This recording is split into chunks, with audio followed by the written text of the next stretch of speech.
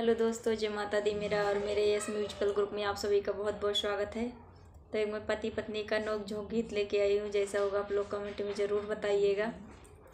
भरी देहला पेट राजा बोलिया सुनाई के, भरी देहला पेट राजा बोलिया सुनाई के, चली जा बै राजा बीरनमा बोलाई के, चली जा बै राजा बीरनमा बोलाई के।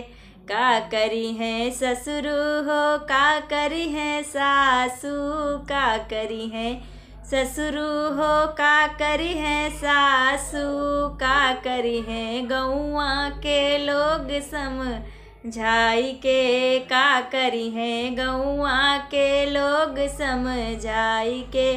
भरी देहला पेट राजा बोलिया सुनाई के, चली जावे राजा बीरनवा बोलाई के, चली जावे राजा बीरनवा बोलाई के।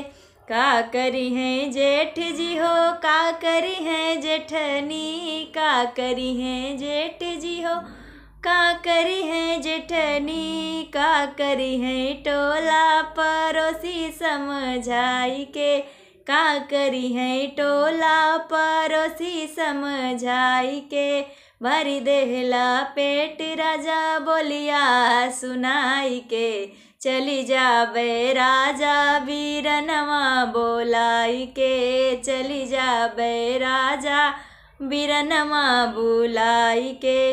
का करी है ननदी जी, का करी है नने दोई, का करी है ननदी, का करी है नने दोई, का करी है छोटका देवर समझाई के, का करी है छोटका देवर समझाई के।